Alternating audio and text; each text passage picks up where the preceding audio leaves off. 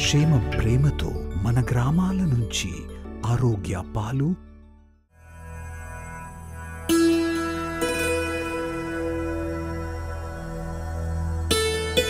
Hey folks, welcome to episode 11 of Ramayana with Anuja. The battle is heating up and I'm so glad you've joined me. Now in the previous episode I told you what had happened with Kumbhakarna. Ravana was quite unhappy about it, and he was mourning his brother when Indrajit had promised him that he would destroy his enemies, and Indrajit was as good as his word. He took the field. He was a legendary warrior and he could have won single-handedly because he was that powerful. He took the field, he caused untold damage and destruction on all sides, and he released the Brahmastra. Now this particular missile was unstoppable. Think of it as a nuclear weapon, and there was no defense against it. Rama and Lakshmana were very selfless. They stepped forward and they absorbed the full brunt of this powerful invincible missile, and both of them were knocked unconscious, and immediately the morale of the army was completely destroyed, and everyone fled in all directions, and Indrajit himself was whooping in triumph. He returned to his father and he said, "I promised you, I kept my promise. Rama and Lakshmana have fallen." Now Rama was the first to come back to consciousness, and he was still dizzy. He was badly hurt. When he saw that Lakshmana lay unmoving on the battle floor, he was inconsolable. He started weeping. He said, "Lakshmana, you've given up your life for mine, and I don't want to live anymore." And then the only two people who were unaffected by the Brahmastra were Vibhishana and Hanuman, because they were the Chiranjeevis, and they consoled Rama. Some of the other Vanaras who were better off, they approached him, and one of them was a healer named Sushena. And Sushena said, "Okay, there is a solution. He's not dead. He just needs help." And he called Hanuman. He said, "You are the son of Vayu. If anyone can rescue Lakshmana, it's you." And then he told him about a certain mountain called Oshadi Parvata. Apparently it had these healing herbs which could even restore the dead to life. He said, "I'm looking for 4 Oshadis," and he described it to Hanuman. He said, "Please go fetch it." Now Hanuman flew all the way and he found Oshadi Parvata, but he had difficulty identifying the herbs, so he decided to make things simple. He lifted the entire mountain on the palm of his hand and he flew all the way back to Lanka, and as he came back, the herbs which kind of fell from the mountain, they revived all the fallen Vanaras, and Sushena climbed up and he found the herbs he needed, and using them he crushed them, made a poultice, and he revived Lakshmana. So immediately there was cheering among the Vanaras, and when Ravana heard this, he said, what's happening? Nobody can prevail against the Brahmastra. And when his spies told him that somehow miraculously Rama as well as Lakshmana and all the fallen Vanaras had also survived, he was very, very, very upset again, and he said, "We have to do something, we have to kill them all." Indrajit was also furious. He felt that it was a personal blow to his pride. So he took the field again, and this time he was using sorcery. Okay, he had a Maya Sita in his chariot, and he treated her very cruelly, abusing her in the chariot, and Rama swooned at the sight of that because he could not bear it, and Indrajit slashed off this Maya Sita's head, dropped it on the battlefield, and he left. And immediately there was panic, and Rama was devastated again. This time it was Vibhishana who reassured him. He said, "Don't worry, Ravana will never allow Indrajit anywhere near Sita. He will not let his son harm Sita. This is just a distraction. It's a diversionary tactic. I'm sure he has something else in mind." And Vibhishana thought about it carefully, and then he said, "I know what he's doing. He's going to perform a sacrifice at Indrakila. We have to go stop him immediately. He's just buying time for himself. If he actually concludes this sacrifice, then that's the end of us, because he will become invincible." So he took Lakshmana and a group of Vanaras to Indrakila, and this yaga was going on in full swing, and there was a huge battle there at Indrakila, and Indrajit understandably was furious with his uncle. He said, "You're not just a coward, you're a traitor. You've betrayed all of us." And he started fighting using all the weapons at his disposal. And finally Vibhishana told him, "Lakshmana, you have to take care of this threat." And Lakshmana He channeled all his resources, he placed an arrow in fitted it to his bow, and then he invoked the name of Rama, his brother, and with his brother's name on his lips, he released this arrow and it found its mark, and mighty Indrajit fell. When news of Indrajit's sad passing was brought to Ravana, he was utterly devastated. He could not believe his ears at first, because everyone said that Indrajit, who had conquered Indra himself, was invincible. In many ways, Ravana had always felt that his firstborn son, born to Mandodari, was even more talented than him. He had named him Meghanada, his child of the clouds, and he had got the name Indrajit only after defeating Indra. And he had watched his son's achievements with pride, because anything he set his mind to, he could achieve. He had known nothing but victory. He had performed intense penances, won boons. There was nothing he hadn't done at such a young age. And Ravana simply couldn't accept the fact that his beautiful firstborn great son had fallen in battle and that he would have to perform the last rites. And he started wailing and lamenting, and his grief turned to anger, and it was directed at Sita. He said, everything started going wrong for me when I heard that accursed name. That love I have for her, it has turned out to be a curse. I'm going to destroy it at its roots. I'm going to kill her now. And he just, whipped out his sword and he held it in his hand and he charged towards her with murderous intent.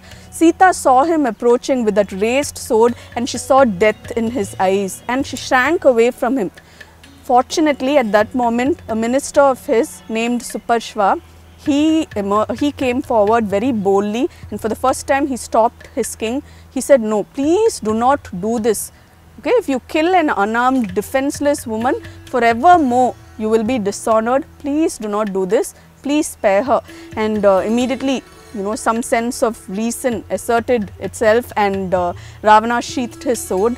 And mercifully, a great tragedy was averted. Ravana was very depressed and gloomy at that point, but Kumbhakarna's sons, Kumbha and Nikumba, they came forward and they said they would like to avenge their father's death, and they asked Ravana's permission. They asked their uncle's permission to go forth into battle, and Ravana granted to them. He blessed them, he wished them victory.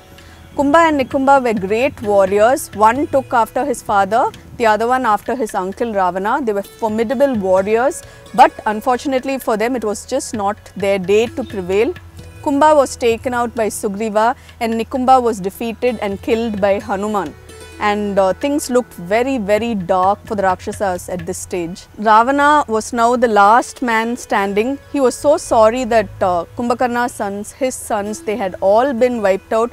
He knew that, he was staring defeat in the face. He was finally aware of it, and he decided to himself, okay, if I'm going to end it, I'll end it on my terms. I'll go out in a blaze of glory. And once more, filled with determination and grit, he readied himself for battle.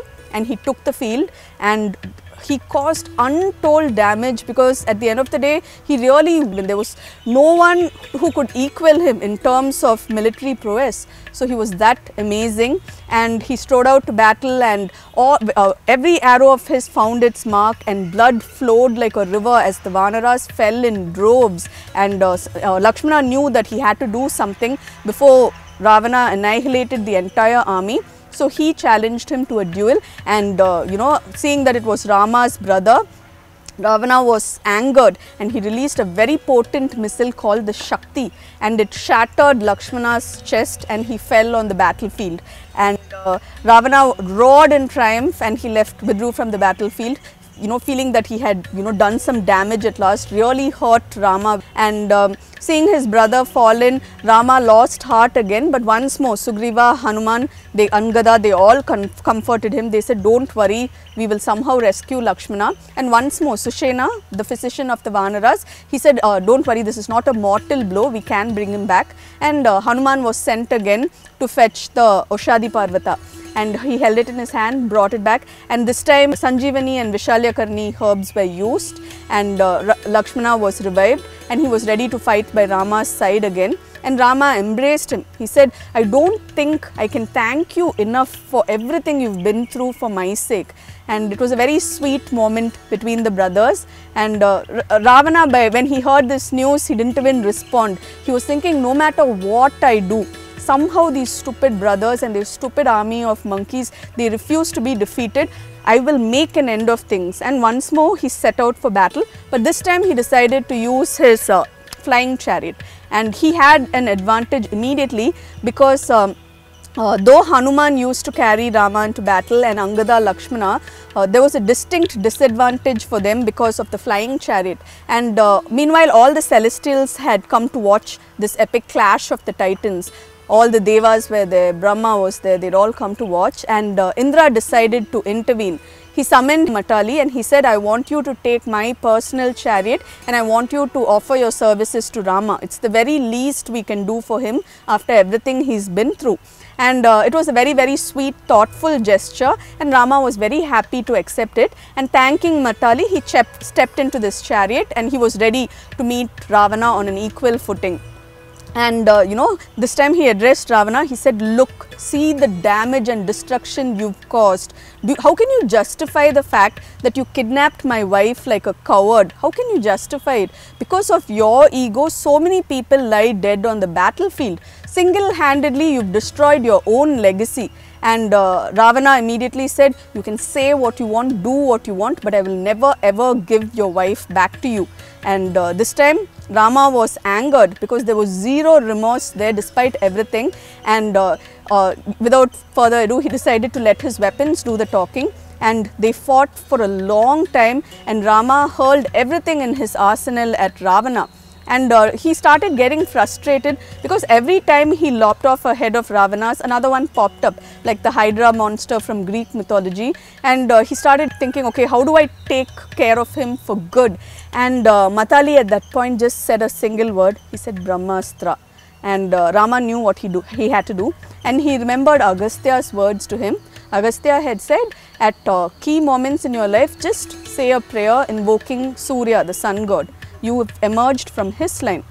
Rama took a deep breath to calm himself down. He found his inner strength, marshalled all his powers within him, and uttering a prayer to the sun god, he invoked the Brahmastra, fitted it to his bow, and he let fly a most potent arrow. And this flew true, and it found its mark in Ravana's chest. And they say that all his sins were burnt in the fires of the Brahmastra, and his charred remains fell to the earth, and that was the end of this magnificent Rakshasa who had been such a towering figure of strength in life.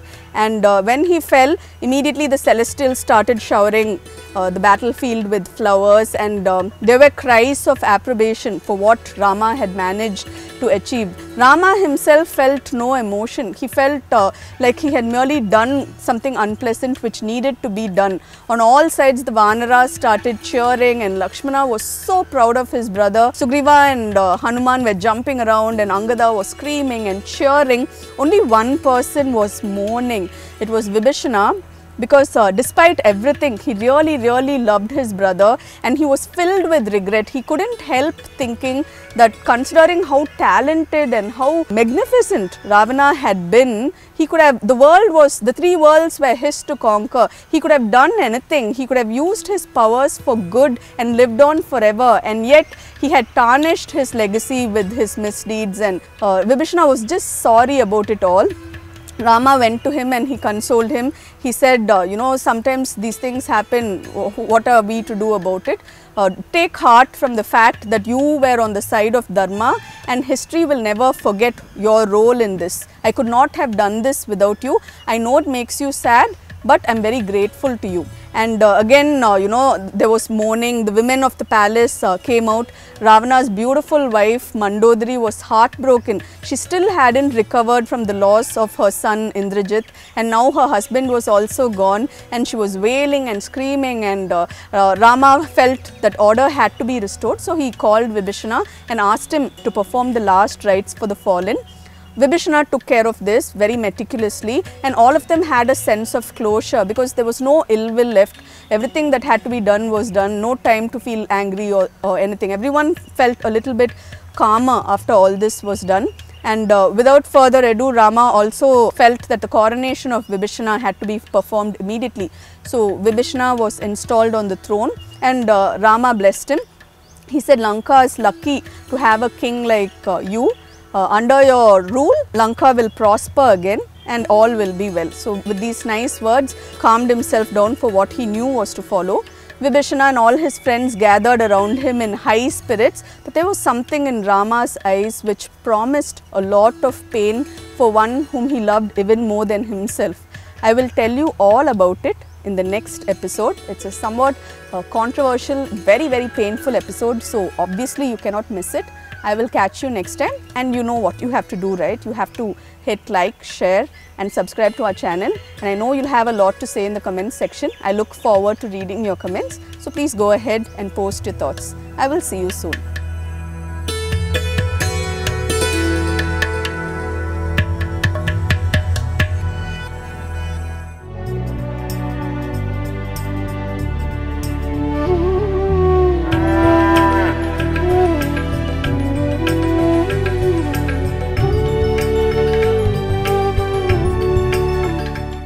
క్షేమ ప్రేమతో మన గ్రామాల నుంచి ఆరోగ్య పాలు